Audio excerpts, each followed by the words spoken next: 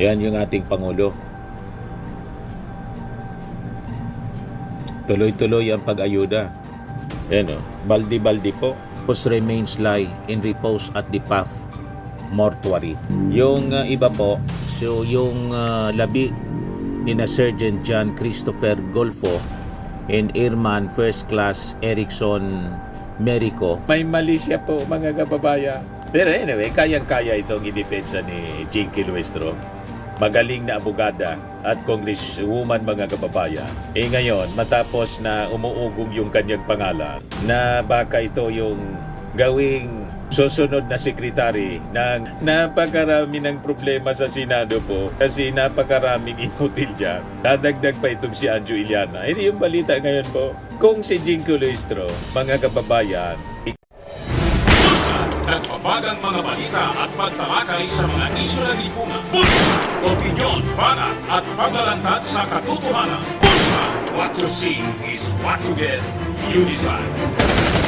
ito po mga kababayan, si Dante Maravillas. Update ko muna kayo ng mga kaganapan po sa pagbisita ng ating Pangulong Bongbong Marcos sa Liloan, Cebu para kumustahin yung mga nasalanta ng baha at tinding dilubyo po. Yan yung ating Pangulo.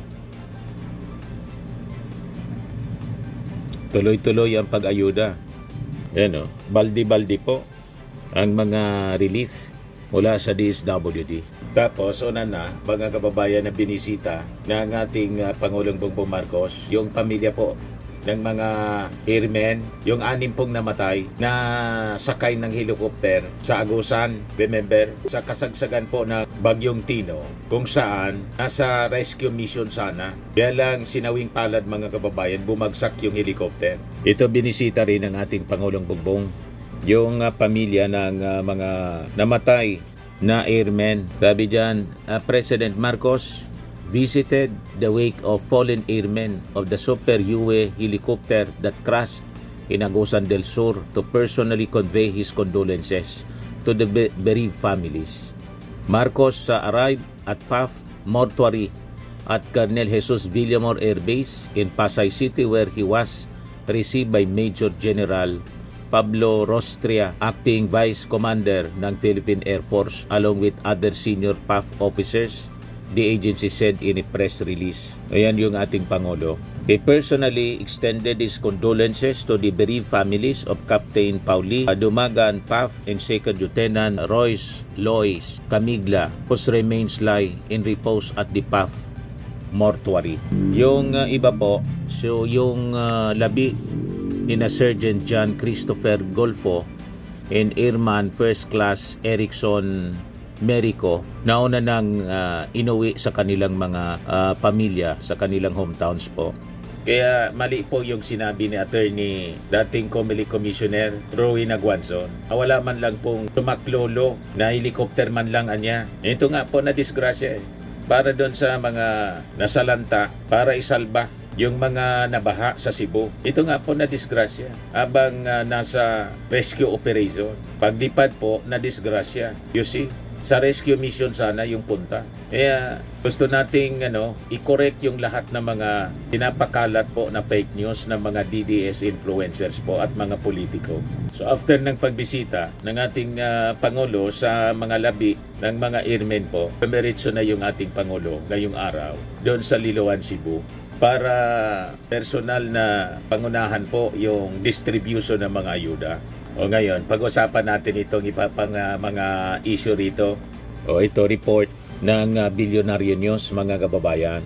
Ang sabi diyan, a letter of complaint has been submitted to the Ombudsman against Batangas 2nd District Representative Jinky Luistro, DPWH Calabarzon Regional Director Jubel Mendoza, in Batangas 2nd District Engineer Sonia Paglikuan. The complaint alleges overpricing, irregular fund use, and wasteful implementation of the Cat's Eye Road Stud project along Batangas City, San Pascual, Bawan Diversion Road. Ang Cat's Eye po, yung hindi mga familiar, ito yung umiilaw sa gitna ng kalsada para guide ng mga motorista. Umiilaw ito pag madilim. Yan o, Cat's Eye ang tawag niya.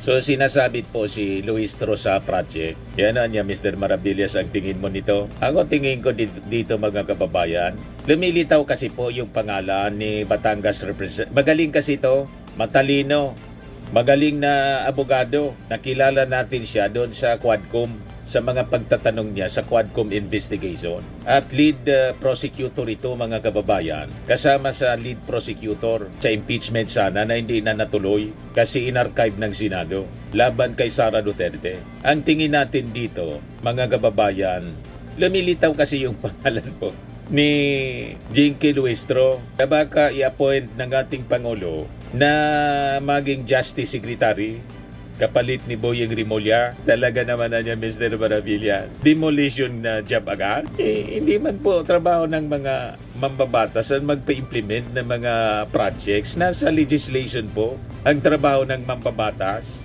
Lalo na ito, cat's eye. Trabaho ng DPWH. Sinangkot itong si Jinky Luistro sa pag-install ng cat's eye project sa kabaan ng kalsada sa Batangas. May mali siya po mga kababayan. Pero anyway, kayang-kaya itong idepensa ni Jinky Luistro. Magaling na abogada at congresswoman mga kababayan. Ngayon, matapos na umuugong yung kanyang pangalan, na baka ito yung gawing susunod na sekretary ng Department of Justice na magsasagawa ng mga malawakang investigasyon dito sa mga flood control projects. Ayun, may biglang nagreklamo laban kay ombudsman, kay Jinky Luistro. Talaga naman mga kababayan, kakaiba talaga rito. So malamang pakawala ito ng mga kalaban para iraan yung reputasyon ni Jinky Luistro. Tulad ni Boyeng Rimulya, biglang kinasuhan sa ombudsman.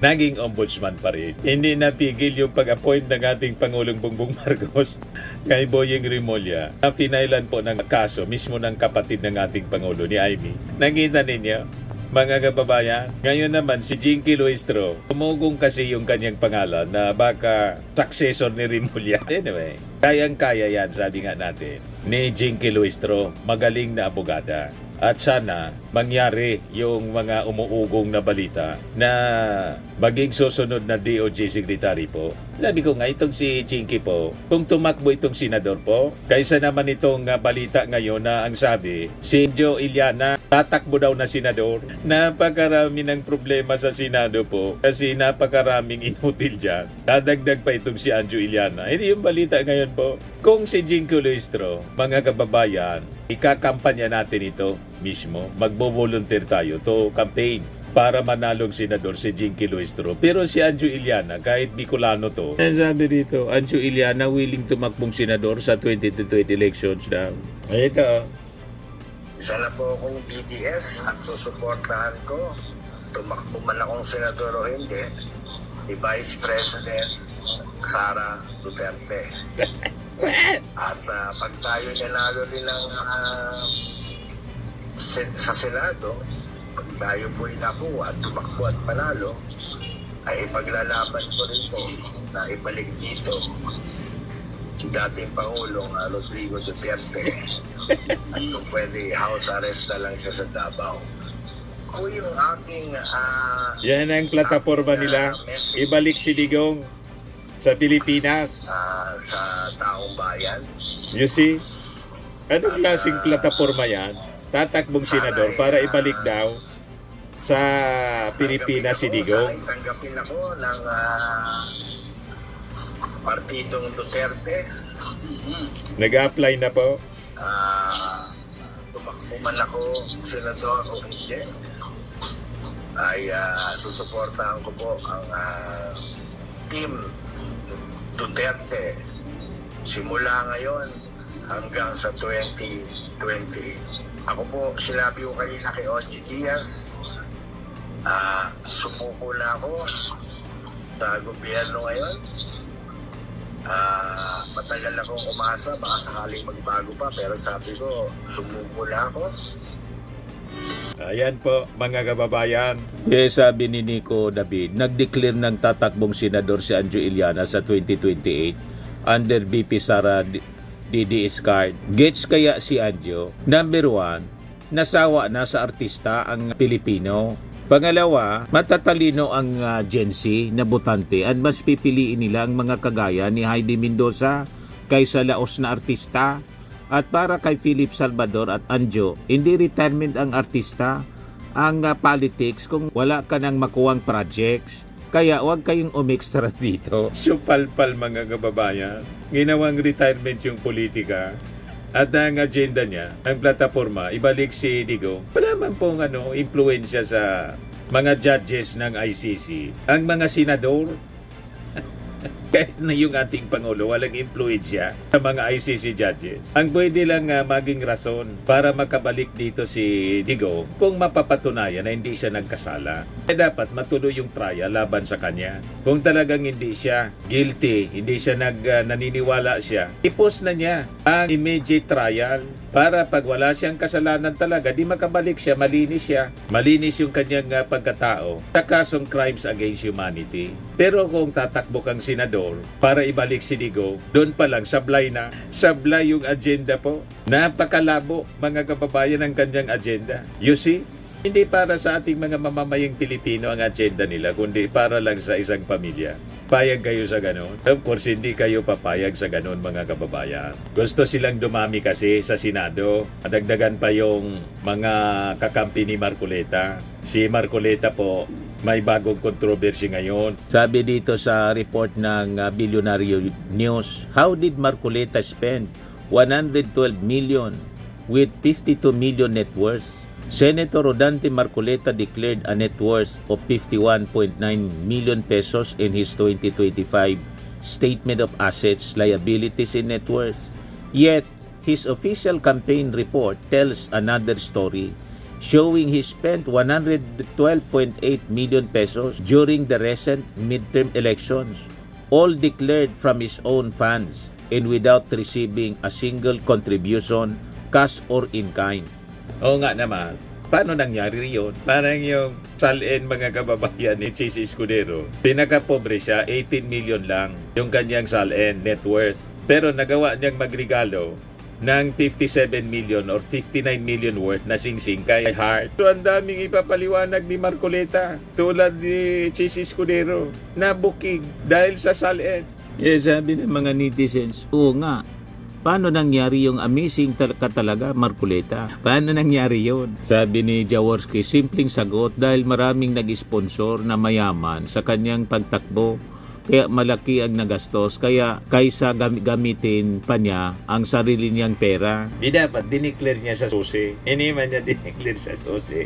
Sabi ni Roel Fraginal, naku, magagalit na naman mga DDS. Bawal silang punain at lagi silang tama. So anyway, mga kababayan, yan ang mga kababalaghan. Yan po yung ating short video ngayon. Framing and lifting cream, pinapahid po sa mga pulses in affected area. Mainam po sa paninigas ng mga kasukasuan. Ito naman po, Automax Radiant Serum. Sa mukha naman yung application, anti-aging po siya. You will look 10 years younger than your age. Sa mga cancer patients naman po, baka lang gusto ninyo itong itry. Neng siya red mixed fruit drink. Hindi mo po siya gamot, food supplement siya. Kaya lang, gawa siya mga kababayan sa goji berry. Yung goji berry, may anti-cancer properties. O ngayon, yung mga inquiries ninyo, dumiritso na lang kayo sa aming messenger sa Facebook para masagot namin agad. Ayos pa? Ayos na ayos niya, Mr. Maravilla. Sa mga nagana po ng malinis and spacious fitness gym, pumunta lang po kayo sa aming Colossal Fitness Gym. May Grab car rental din po kami. But anyway, ito po pala yung aming bagong product na binibenta online. I am worldwide amazing pure organic barley powdered drink mix from Australia. Negosyo to ng aking anak na architect entrepreneur Riz Maravillas. Ayan po. Kontakin na lang po ninyo siya, Riz Maravillas on Facebook. Ang mga health benefits niya, boost immunity, improves digestion, enhance energy levels, packed with antioxidants, prevent cancer. Ito naman po yung bago naming product na binibenta online. Eye Glow Serum, whitening po siya. Tingnan ninyo yung epekto sa aking anak na architect before and now. Yung mga inquiries po ninyo, dumiretso na lang kayo sa kanyang Facebook account, Riz Maravillas.